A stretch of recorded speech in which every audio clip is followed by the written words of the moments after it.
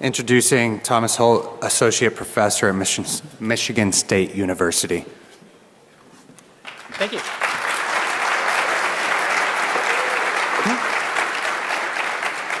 Thanks, everybody. I appreciate it. Thank you for coming during lunch. I know this is always a hard thing to do, so hopefully you've got a beer or some liquid food with you to enjoy. So we'll get started. Today, what I'm going to talk about are stolen data markets. This is something some of you probably have some familiarity with already. Raise your hand if you've heard about mass data breaches. I would think everybody. Good. Anybody had their card reissued this year? I'm working on my 4th card this year. Thanks in part to the fact that I have a 9-month-old who requires all kinds of stuff. So between going to Target and going out to eat, we've lost many a card this year. So mass data breaches have become a big problem in my personal life as well as professionally. What I'm going to talk about today is some research that we conducted that was funded through the National Institute of Justice. So if you're wondering what this little thing at the bottom is, this is a direct result of our funding agency. So just as a point of clarification, this research was funded by the National Institute of Justice, the U.S. Department of Justice, and everything that I'm going to talk about today is in no way a reflection of the attitudes, opinions, or what have you of the Department of Justice in and of itself. With that caveat out of the way, we'll jump into the fun stuff. In thinking about data breaches from an academic point of view, there's been a good deal of research that's started to come out. Most of it has looked at one of two angles, either the IRC communications that go on or through forum data sets. And in thinking about the IRC data, this is good, but there are some substantial limits. The same is true with regard to forum data. It seems as though forums are becoming a little bit more of a popular medium for individuals to sell data that's acquired through mass breaches, but the limitations across all of these data sets are quite substantial, and we have to give some consideration to that. When we think about who is selling data, one of the biggest dilemmas that emerges is the fact that the communications typically take place in Cyrillic or, to a certain extent, English language communications. If we're talking about Cyrillic-based languages, are the researchers native Russian speakers? Do they understand it? Or are they using machine translation? If you've ever used Google Translate, you know that the translations are adequate, sometimes very poor, and so that's going to have a direct impact on what it is that we're studying. Most of them are based off of very small samples. It could be maybe 2 to 4 forums. Some people have started to just use single IRC sets, and a small number of researchers have begun to use dead forums. So groups like the Shadow Crew, the Grifters, the Dark Market data sets, and analyzing those. It's very helpful, but if we're talking about a group that was active 5 to 10 years ago, what is that really going to tell us about the processes of the market as it exists now? So one of the biggest issues that emerges within this whole round of research is the fact that very few people have tried to assess anything with regard to the economics of the markets themselves. Only 2 studies have even published information about the basic pricing for data. So if we're talking about a credit card number, a debit card number, how much is it going for? That information is largely absent from the empirical research. And the same is true with regard to organizational issues. Are we talking about a complex kind of mafiosa organized crime network, or are we talking about something that's more distributed, more of a network of colleagues rather than something that's very, very sophisticated? And in thinking about the data markets themselves, there's some good theoretical research from Hurley and Florencio and Wahinger who talk about the idea of these markets being lemon markets. Basically, prices vary and what you pay directly impacts what you get. It's the same with buying a bad car from a car lot. If you buy a car for $1,000 and it breaks down as soon as you drive out of the lot, that's a direct expense that you incur. You might have gotten the car cheaply, but it stopped working on you almost immediately. The same could be true with data markets. If we're looking at information from English language forums where people are untrustworthy and there's lots of complaints, the fact that they're selling data for $5 a lot doesn't tell us much because all of that data might be inactive or old or invalid, and it's not a true reflection of what it is that we're seeing. And so there's an argument that there are multiple markets operating. There's a lower barrier to entry for English language forums and ones that are open. If we were to Google stolen data market CVV dump, the first couple of results that we get would be these types of markets where there's no barrier to entry and you probably can't trust what's being sold. There's a deeper secondary market that exists where we might expect higher prices, greater trust, and greater insularity. And as a result, those may be a more accurate reflection of the market in and of itself. But very few people have tried to address these questions empirically. Instead, we wind up with this sort of question: what do the markets look like? And so that's the point of today's study, today's research, and today's presentation, to talk about what the conditions are like within the market. What are the costs for goods and services? What's the organization of the market? And then what are the structures like between participants? How do they know one another? How do they relate to one another? And to do this, we collected a set of posts and threads from 13 active forums. We oversampled on Russian language groups, and we tried to capture a range of entities operating worldwide. We have a number of them operating out of Russia. We have some in Germany, one in the UK, one in the Netherlands, a few in the US, and we have one isolate that was located in the British Virgin Islands but communicated in Russian. So just thinking about the hosting in and of itself is kind of a misnomer. It at least gives us a sense of where the sites operate. But the language is more important. If we're talking about a site in the British Virgin Islands where everyone's communicating in Russian, it's unlikely those are the actual residents participating. Instead, it might be that we're thinking about Russians, Eastern Europeans, or emigrated individuals in the US, or those who are maybe using Google Translate to talk. And we captured a number of threads from each of the forums, and we tried to oversample on time frames. We've got data going back to 2007 in 4 of our forums, and some going back to 2008. Our data collection in and of itself stops around 2011 or 2012, depending, as we had to collect all of it and then have it analyzed and translated. We worked with a certified Russian translator to get the exchanges as they appeared in as close an approximation to English as is possible, because unfortunately I don't speak Russian. My colleague for this study, Dr. Smirnova, who unfortunately can't be here, she's in Russia right now, is a native Russian, and her assistance was great in getting the project off the ground. The reason that we have both English and Russian language groups in our sample is because we wanted to get at this question, the Hurley and Florencio-Lemon market argument. What does an English language market look like relative to a Russian one? And can we find any evidence of differences in terms of products, resources, or organizational dynamics within the market based on language? So that's the rationale for this study. In thinking strategically about what is sold, we conducted an economic analysis that I'll go through in just a few minutes, breaking out products by specific purpose. Most of the data in our set involved advertisements for data sales. So we have a range of things like dumps. If you're familiar with the term dump, it just refers to a lot of personal information associated with either a credit card or a debit card. Some individuals selling CVVs, that's the 3-digit security code on the back of the card, along with the attendant information. A very small proportion selling fulls, and fulls are all the information associated with an account, including social security number, address, and other pertinent information that would allow an individual to take over the account. And some people selling eBay, PayPal accounts, personal information, whether it's email, usernames, and passwords, and then other financial products generally.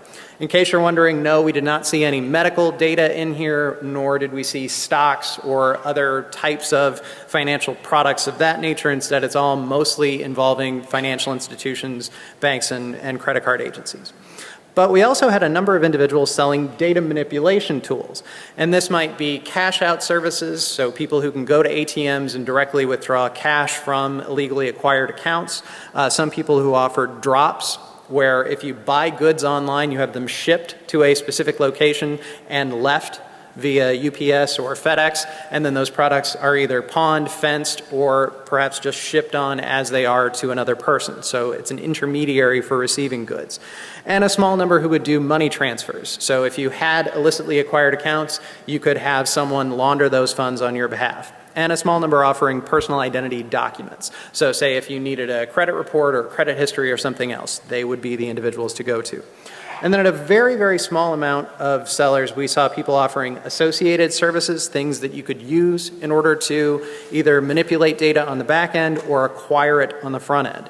A very small number of people sold skimmers. If you're familiar with a skimmer, that's a device that you clip onto an ATM or a gas station terminal, or even they make belt models that you can attach where you swipe the card and it captures the track data on the magnetic strip at the back of the card.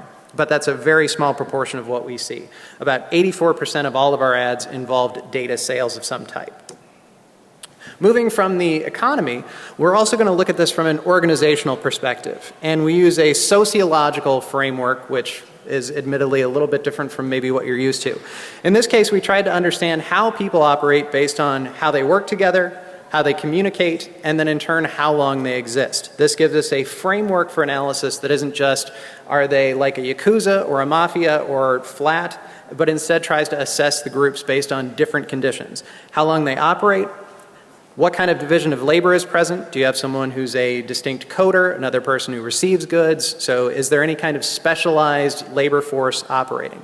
Do they offend together? That's the issue of mutual participation. And then mutual association. How do they get along? There are some types of crime where you don't have to know the person. With regard to, say, prostitution, always a hot button issue in Las Vegas.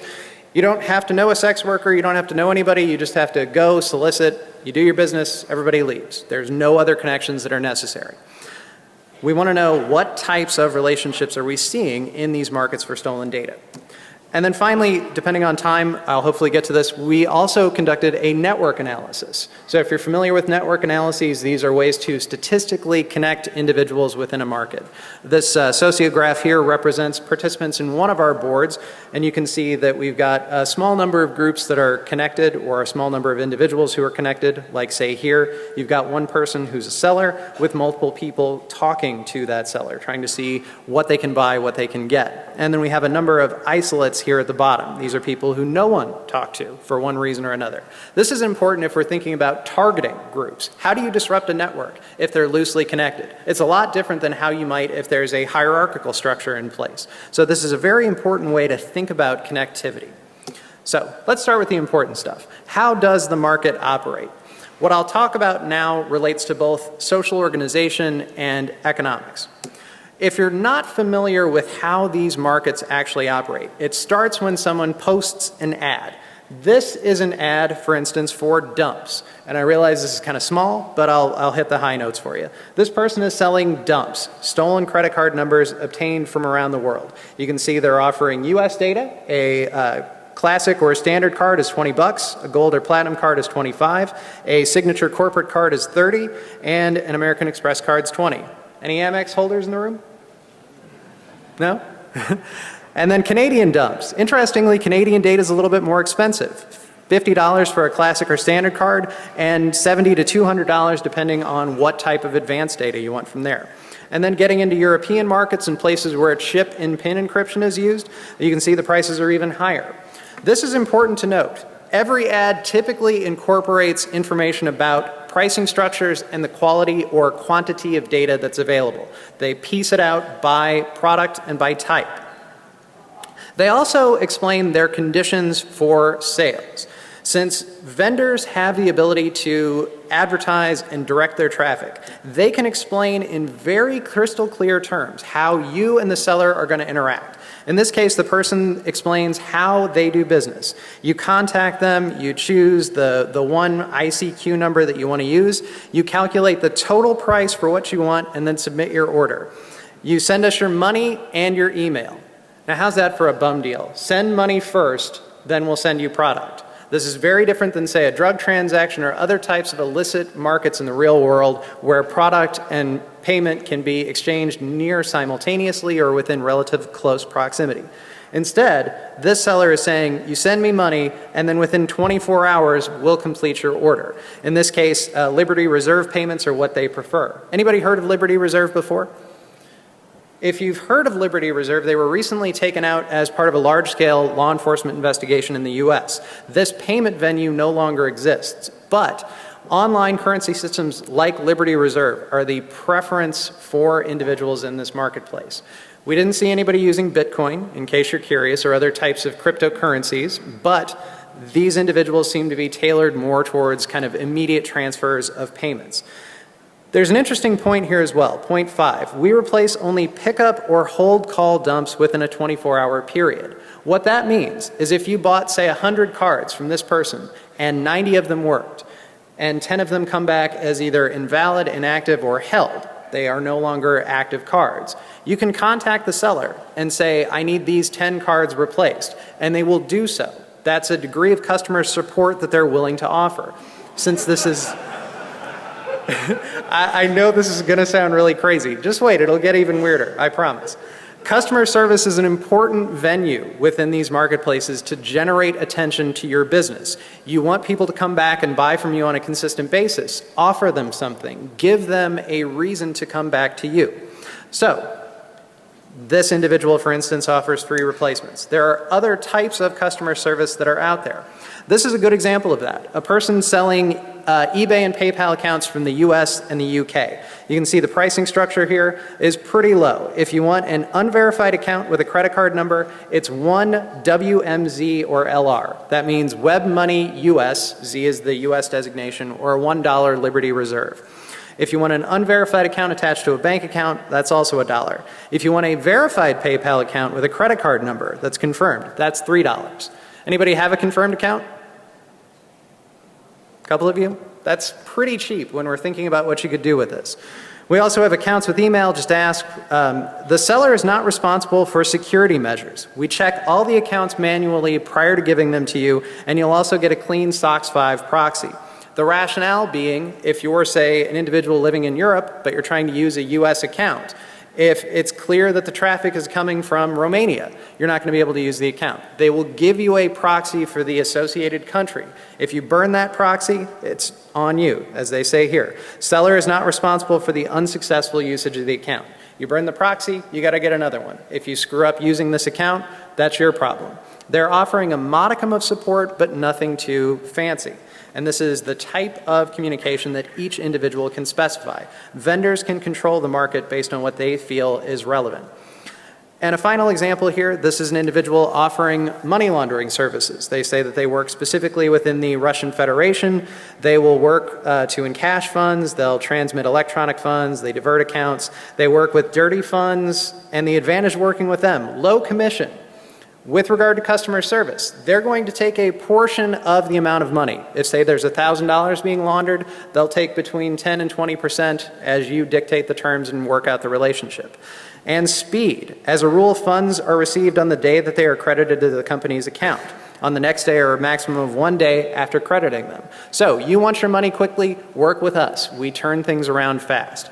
This idea of customer service is very, very interesting and very unique to these markets. Just to give you a quick sense of how products are priced. This is a breakout of our product pricing. Let's go with dumps because that's kind of a very common item that's sold.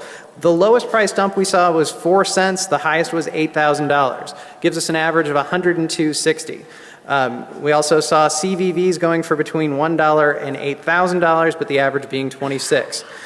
We saw the majority of information about pricing going toward our data products. But data manipulation services varied, and largely it was because individuals would list percentages rather than total amounts. The reason being, if you're laundering money on someone's behalf or working as a cash-out team, it's going to be easier to take a proportion of those funds than to have a set rate in advance. Instead, it works out for everyone to take a little bit of a difference in terms of payment. We'll return to the economic bit in just a moment. In the meantime, what I want to do is move on to a specific idea about quality and quantity of services. These are the products that are sold in our markets based on the top 10. If we include all the forums in our sample, the majority of products sold are dumps and CVVs. But since any individual can enter this market, and there's this potential for lemon markets where people are going to rip you off, we had a number of complaints in 2 of our forums, and so we designated them as ripping forums, places where if you go there to buy data, you're going to get ripped off. And that's a common term that's used within the marketplace itself. If you're a ripper, you're a bad guy. We don't want to work with you. We just want to deal with people who are going to get us our money, get us our data, and everybody makes a profit. So you want to avoid rip-off artists. When you exclude 2 of the ripping forums from our data set, the proportion of products changes dramatically. Dumps are still number 1, but CVVs fall out completely. Instead, cash out services become more prevalent. Other products, these could be consumer equipment, these could be different resources like Steam accounts or other products. Malware jumps up quite a bit, dedicated hosting services drops, and then eBay and PayPal jumps up to number 8 when it's not even part of the top 10 when all forums are included. So there are some differences when we think about the products and the quality of sellers within any given market. Just to continue with the idea of dumps for a moment. Given that dumps can come from anywhere, we ran a quick analysis to see what are the pricing differentials by country. Given that the US was one of the most prevalent countries in our data set for dumps, we tried to see what the average price was and how pricing differs by country. So we took a logged price for each specific item to remove some of the variation in prices, and then separated them by either Asia, US, Canada, or different regions, and then compared the two. And what's interesting to note is that US data for dumps was cheaper than other countries, same for the UK, and even Canada to a certain extent. These are statistically significant differences. That means if you're going to buy data from a given country, that from the US and the UK are going to be cheaper than all other countries. If you think about the quantity of mass data breaches we've had in the last few years, that might be part of it because the market's been flooded by data from these nations. Plus, we also have lower standards for security and for use of payment mechanisms. So there are some real variations that are evident. Moving from products, let's stick with the sales process itself. So an ad goes up. Once the ad goes up, the individual contacts the buyer that they're interested in working with, and all the sales that take place happen outside of the forum. This is really important because it makes it hard for us to understand how much the final price is for any given bit of data. And that's part of why these limits are present in a lot of the research that's out there. What an advertised price is could be radically different from what a person pays. Generally, we know that all the exchanges are going to take place through either email or ICQ, ICQ being about 50% of the preferred mechanisms for contact. And the various payment systems that we saw were electronic primarily, like Liberty Reserve or WebMoney. But we also saw a proportion accepting Western Union and MoneyGram. Some sellers that accepted Western Union payments ratcheted up the price by 10 to 20%. The rationale being they had to have an intermediary work with them or in some way have someone physically show up to a location to get cash. So it made it somewhat harder. There's another point here, and it's the one at the bottom, escrow payments. This was also offered, but at a very small percentage and only within a few of the forums. Escrow payments were present for those boards that had a good degree of organization and had a lot of trust between the participants. This is an example of a guarantor service, and they explain why to use them. The guarantor of a forum has been created so that you'll not be deceived. By conducting a transaction through a guarantor, you know who you can trust. Here's the terms. The buyer and the seller reach an agreement working through a guarantor, someone who's been specifically designated by that forum as the guarantor agent. The buyer contacts the seller, and using the guarantor, they get in touch via ICQ. One of the parties gives money to the guarantor and the other the goods. So this third party holds both in reserve. Once the money's there and the data is sent or whatever it is that the person's negotiated, each individual party gets what they've paid for. In this case, data to the buyer, money to the seller. And that gives a way to ensure everybody's happy. Otherwise, you don't know who you're working with or who you can trust. As a result, guarantors are there to ensure everyone gets what they want. And guarantors also get a little bit of a taste. You can see guarantor services are free for up to $30, but once you go over $500 US, they take 8%. But it's prorated from there. So the more you buy, the less you have to pay the guarantor for their assistance. This idea of trust is really important, and it's very odd to think about when we talk about illicit markets because we don't traditionally think of thieves having a lot of honor or trust. But within these markets, that's the way that people get things done. In fact, since sales take place out of the forum, it's hard to know how an exchange goes, and that's why individuals offer feedback. If you buy something from someone, there is a reasonable expectation that you're going to go back into the forum, into that person's thread and explain how it worked, how it went, and what you thought of the data and services. That way the seller can validate their reputation. People can know that this person is somebody you want to work with. And the buyers can demonstrate how things went. So it's a way to be open and transparent in the marketplace. This is just one example of some feedback that was provided. This went to a money launderer services. They said the thread starter laundered $300. The speed's comparable to the second cosmic speed. Everything was magnificent. I'll go back. The next person, I did some laundering of money from a female partner. Everything was quick and excellent, and they take a small percentage, which makes somebody happy. Now you can imagine if you were working through Amazon or eBay, this kind of feedback is what you'd want to see from a reliable vendor. It's the exact same thing here.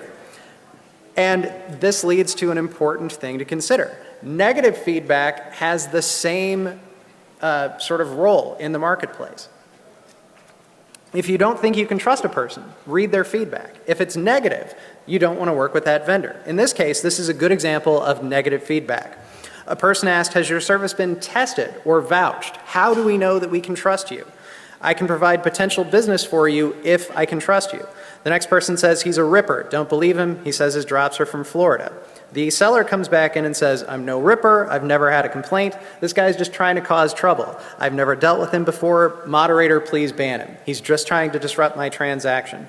Next person says, I've contacted him on another forum. I asked him if he accepts escrow for guarantee. Of course, he refused. This guy won't work with a guarantor. I don't think we can trust him. The negative feedback that a person gets, if it starts to stack up, can actually lead them to be completely blocked from a forum. Moderators and individuals who are engaging in transactions don't want to deal with people who are just messing around. They want their money, they want their products, and they want a successful outcome. This is as much a legitimate business using certain business practices like customer service in order to get people to use illegal products, engage in identity theft, and cybercrime. And so this is an important issue. When we think about organization, we've got a participatory experience with regard to transactions. Buyers and sellers interact. Buyers get the potential to give everyone feedback through the use of the positive or negative reviews. That affects the way that sellers are perceived in the market. But this also creates an additional layer of complexity. Not only do we have guarantors operating, but some of our forums, again, those that are sophisticated, have guarantor services, etc., will even provide product reviews and testing. And that affects all the transactions. You might think, why would a forum provide a check or a validation process for sellers? Because they want everyone to be satisfied. And this is just an example of one forum's checking process. Checking your goods takes place voluntarily or if the administrator of the forum requires it. So it is optional. Checking is done by one specific person. The check takes from 1 to 3 days. After the check, the moderator guarantees there will be no stupid flames in the topic, like what we showed earlier where the person's trying to argue no, they're a legitimate vendor. The moderator will write a review on this and close the topic. If a requirement to provide your product for testing is refused, you risk being banned and your announcement erased. So, either you play or you don't. If you don't and you're asked to play, then this runs the risk of you being kicked out of the board. No money's taken for testing. This is very interesting because unlike guarantor services or escrow payments, the forum's completely doing this out of the, shall we say, goodness of their heart for all participants involved. They want to make sure everyone is satisfied with the outcome. You provide the product for the test in the same configuration in which you sell it. So you give it to us exactly as you would give it to the buyer. A good review is going to go a long way because it demonstrates that you're trustworthy. And in some cases, forums will actually designate an individual as a verified seller, a verified vendor of a specific product. That's the type of person you know you want to go to because they're not going to cheat you. They're not going to rip you off. So this creates an additional layer of complexity. And when we think about all of the encounters, not only do we have the potential for checking and testing, but our best forums also had a good degree of administrative oversight. In that case, forums would actively go in and disrupt or remove vendors on the basis of negative feedback. This is just one example of a forum's rules about how individuals get banned or blocked, or how complaints are processed. In this case, they say that if you leave fictitious rules in the topics, If a transaction's been carried out, it has to be confirmed. If you leave a fictitious review, you'll be banned, perhaps even permanently. What they're saying is you can't just come in and junk up a thread and make complaints. They have to be validated and true. In some cases, they're going to want you, as they say here, to post logs proving guilt. And what they're saying is they want the ICQ logs of your conversation with the person. They want to see how exactly it went down. You can't just say this person's a ripper or a rip-off artist. You've got to provide validation. And the last point, reviews from users with 1 to 10 messages who've not been on the forum for long will be deleted at the discretion of the moderator. That means if you're a seller, you can't just create 5 accounts and say, this guy's great, I've worked with him before, love his products, because those will be removed. This has an important implication. In some of the recent publications regarding how we might disrupt stolen data markets, some people have argued for a Sybil attack procedure, where you go in and just start posting tons and tons of reviews, comments, feedback, anything that junks up the thread and makes it hard for sellers to interact and buyers to know who to trust. A Sybil attack is only probably going to be effective in those disorganized forums. The ones that are heavily managed will figure out what's going on and block the individual, block the account. If you're doing it from a specific computer, that computer itself might even be banned. So better organized forums may not be disrupted by a Sybil attack. If it is effective, it will probably only be for a short period of time. So we have to think critically about what we're going to do to affect a disorganized market. And that leads us to a final point in thinking about organization. We have individuals who are working in a collegial fashion to engage in transactions. We have a peer process where individuals are being reviewed, vetted, tested, challenged. At a macro level, where we divorce ourselves sort of from the individual transactions and think about the high-level interactions, instead we're dealing with what we might think of as formal organizations. A moderator or a group of individuals who runs a site provide a place for people to buy and sell data. They also offer a good degree of managerial structure that is, to an extent, hierarchical. And there are interconnections between our forums. Some of the better vendors would say, I advertise on the following sites, you can see my reviews there, as a way of demonstrating I am trustworthy and reputable. So this kind of cross-forum interaction is important. And then finally, their duration over time. In 4 of our forums cases, we had posts over a 5-year window. And if you look at the date of an individual's first post, some of them went back to 2004. So we're talking about a long period of time where some of the groups have been active. And that's a very important thing when we're thinking about market disruption. If you've got a group that's been active for almost a decade, they might be more difficult to disrupt than one that's been active for 2 or 3 months, or one that's come up and then goes away. So there's a definitive difference in the types of markets that we see. What I'll do now is transition away from the organizational issues and talk for just a moment about the economic impact of the markets. We've talked about pricing, we've talked about the way in which products are bought and sold. So let's take just a second and look at the potential money that people might make. There's a lot of data being sold. Well, how much can an individual reasonably make? In order to come to these conclusions, since we can't necessarily know how many transactions were successfully completed, what we've done is added up all positive and negative feedback that an individual received. Now, that of course has some potential for error because there could be fictitious reviews, there could be false positives in the data.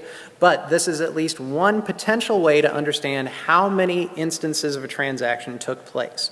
As you can see with dumps, we had 190 instances of transactions from our non-ripping forums and 67 in our ripping forums. So a total of 257 dumps or instances of dumps transactions that took place.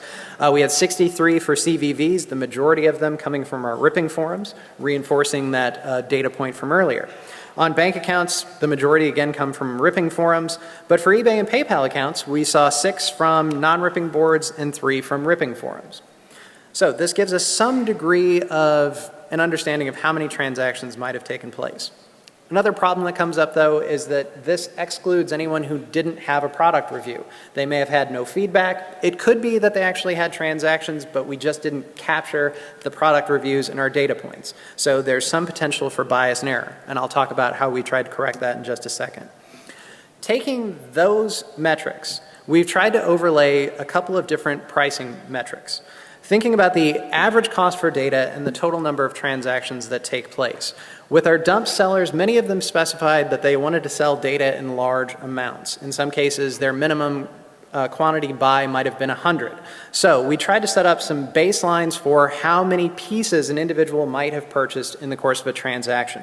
For dumps, we took 100 dumps per transaction, taking the average cost for dumps. That's $102. If you're buying 100 dumps, your price might be $10,260.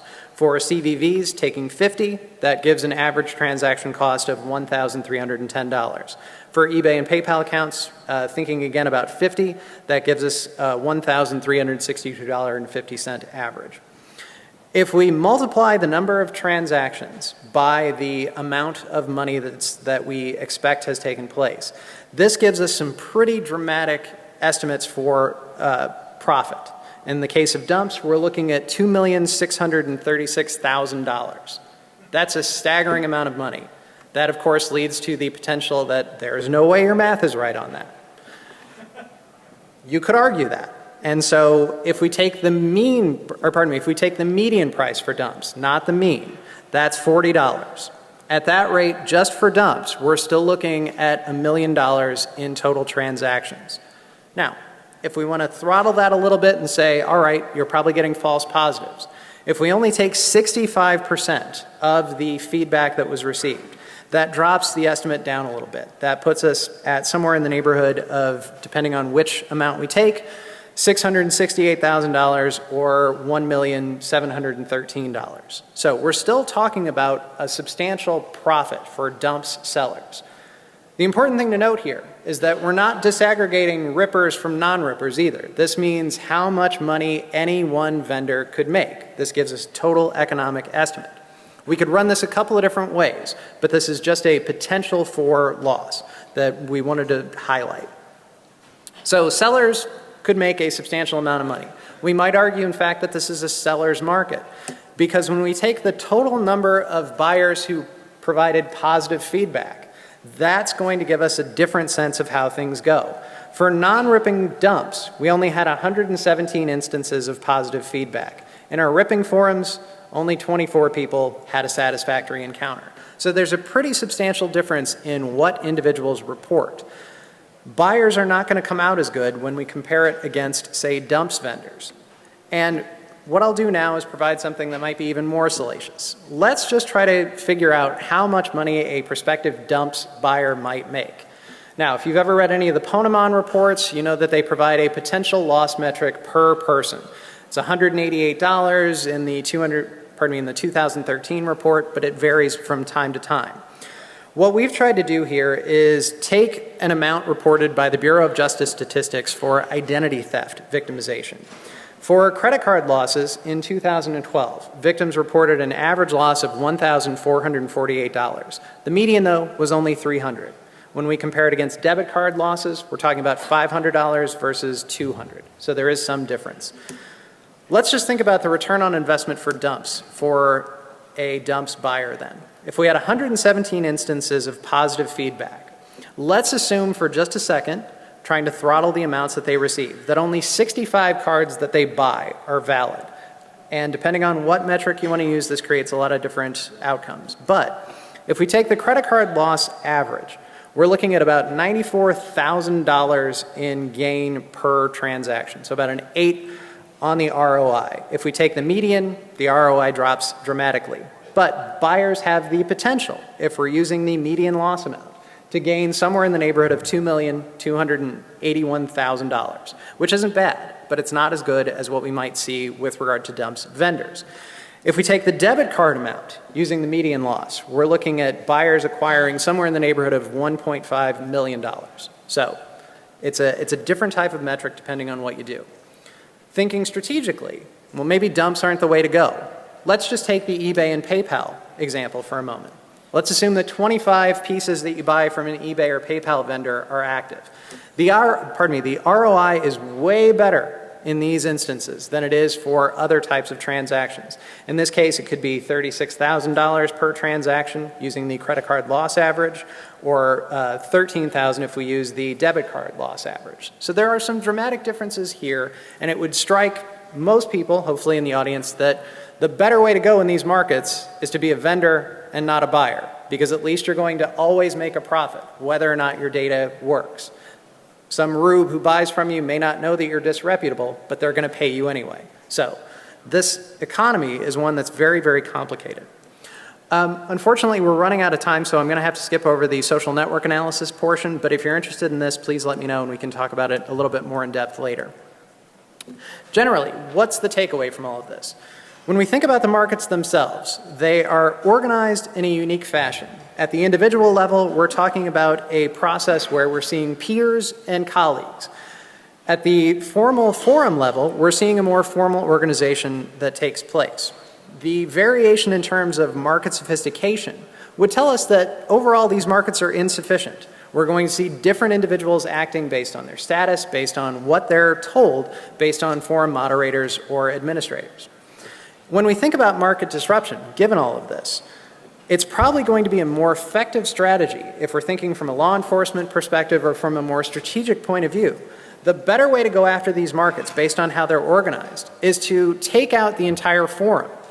Given the number of dumps vendors and different product sales that take place, one individual can jump in and take over another person's share of the market. So we have to think critically, how do we affect individuals? A one-on-one basis removal is not going to work. Sybil attacks are going to fail most likely in the better organized forums. So instead, something like a dark market procedure where law enforcement or some entity sets up and runs the entire forum. Taking out an entire site is going to make a much more dramatic impact than just occasionally removing a seller. Finally, another alternative strategy might be to try to go after the payment processors that are used. Taking out Liberty Reserve, for instance, has had some chilling effect on the market. It's very, very short term, but it's going to make an impact because that means they have to transition to a whole other service. That, of course, raises a lot of challenges, but it is an alternative venue that may have a longer effect on market disruption. In general, this is something that we could look at in a much, much more broad perspective. But with all the data that we have, one of the most important things that I can tell you from all of this is the need for greater participation and collaboration. As an academic, we're only getting one half of the pie. We can see what goes on in markets, but we can't see the individual exchanges between people outside of the forums. If we could set up better relationships with law enforcement and with industry, we could get a whole different perspective on what's going on. For instance, if we could have a direct partnership with law enforcement or with industry partners, we could look at trying to disrupt a full-bore market and do some actual evaluation. So the time that a site goes down, we could start looking for where people go to. This idea of displacement. If you take out a market, individuals who are interested are going to go somewhere else. Where do they go and how quickly do they move there? We can assess disruption and what it does to the markets in a broad way.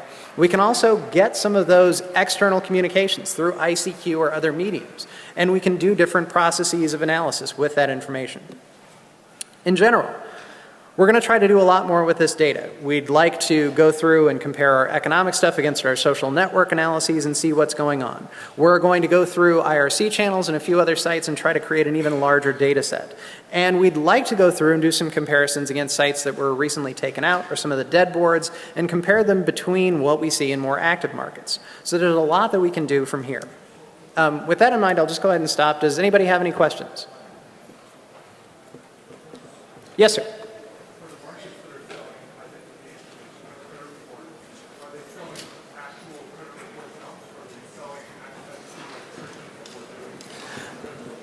Sure. The question is, for people who are selling credit reports, what are they actually offering?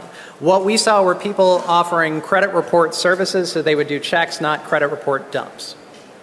Any other questions? Yes, sir. What was the average age of the accounts? So like sellers and buyers. You asked what was the average age of accounts. No one necessarily provided us with that information, so we couldn't tell without actually buying the data.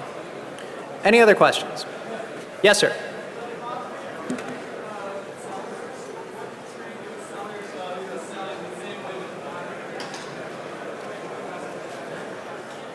So if I understand correctly, the question is, what do sellers do to review moderators?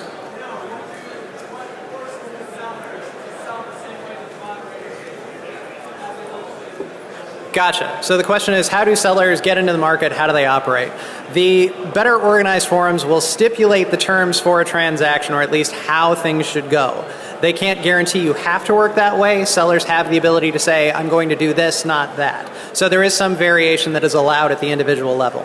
But generally speaking, the disorganized boards in our site were like the Wild West. You could do whatever you wanted. So there's no necessary reason why someone would have to act a certain way.